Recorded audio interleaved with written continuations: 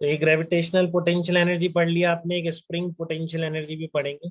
ये दोनों अभी 11th क्लास में काम में आती है। बाकी जो बहुत ही इंपॉर्टेंट है इलेक्ट्रोस्टैटिक पोटेंशियल एनर्जी, वो आप 12th में पढ़ेंगे।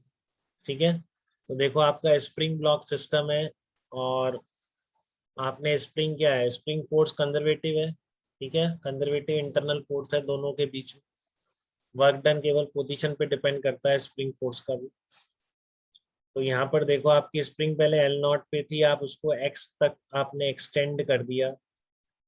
ठीक है, तो देखो आपके के एक्स जो है स्प्रिंग फोर्स है। ठीक है ना, स्प्रिंग अब मासलेस है आपकी।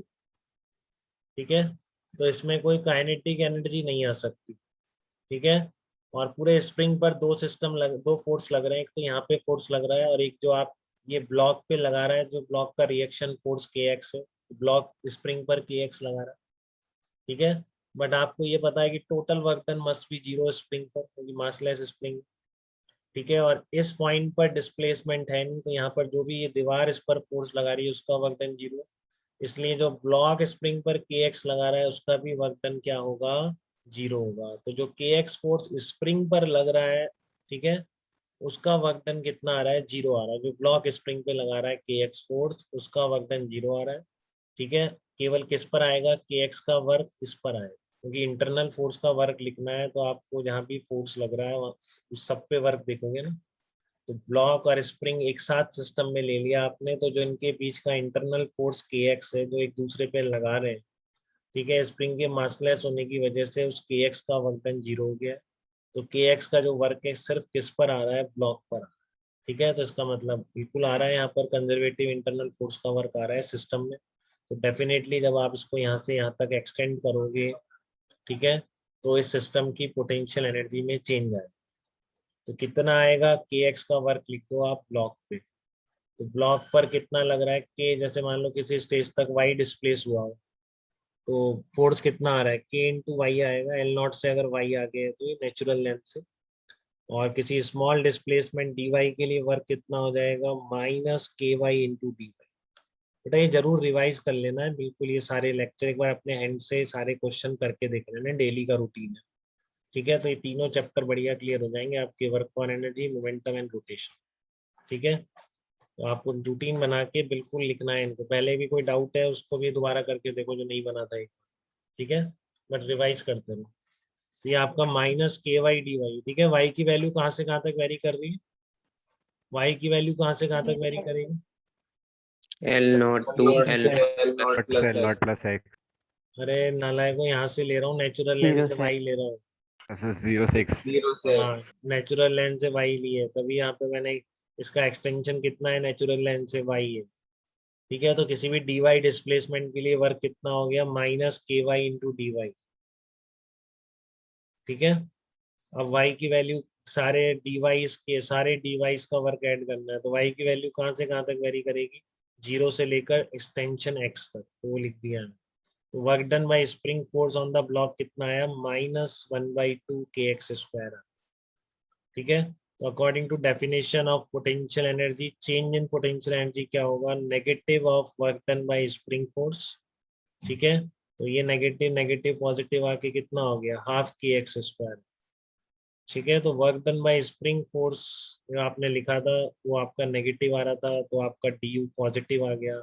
तो अगर आप बोल रहे हैं कि नेचुरल लेंथ पर अब जब था ब्लॉक, तब आप पोटेंशियल एनर्जी सिस्टम की अगर जीरो बोल रहे हैं, अगर यहाँ कुछ और बोल देंगे -3, तो फिर ध्यान रखना वो चेंज हो जाएगी, हाफ के एक्स स्क्वायर पोटेंशियल एनर्जी नहीं होगी।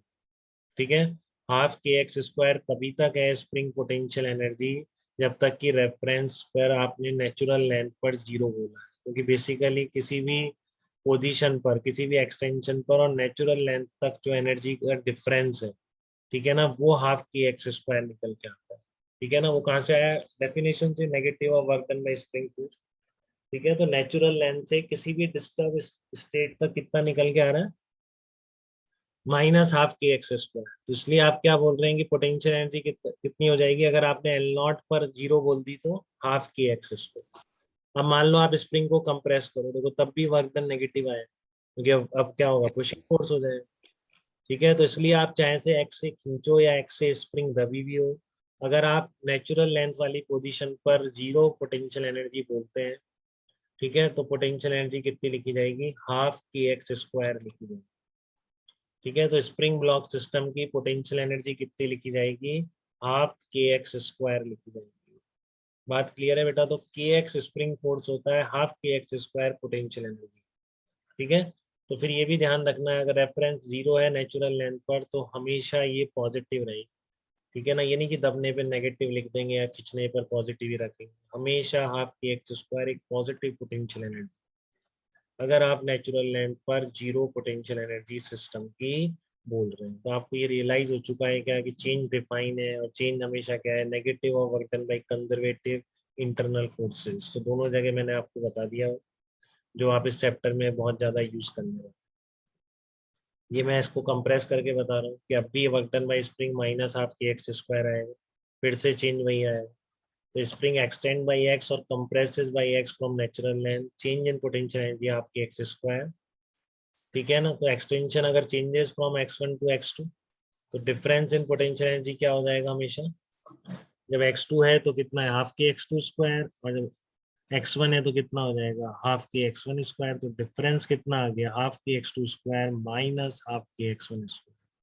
तो स्प्रिंग का अगर एक्सटेंशन x1 से x2 तक चेंज हो रहा है एक्सटेंशन, तो difference in the potential energy will be given by half kx2 square minus half kx1 square. तो आप तो वो फंडा रखो कि जब भी x एक्सटेंडेड या कंप्रेस्ड है तो potential energy half kx square, change तो अपने आप लिखी दो। ठीक है, और ये हमेशा पॉजिटिव है, इसको नेगेटिव कभी मत। ठीक है, बात इतनी। तो ये बात थी आपकी ग्रेविटेशनल पोटेंशियल एनर्जी और आपकी स्प्रिंग पोटेंशियल एनर्जी। ठीक है, अब देखो आप पोटेंशियल एनर्जी पढ़ ली, अब क्यों पढ़ी उसका भी रीजन है, इससे हम एक और एनर्जी इक्वेशन डेवलप कर पाएंगे। देखो क्या डेवलप करेंगे,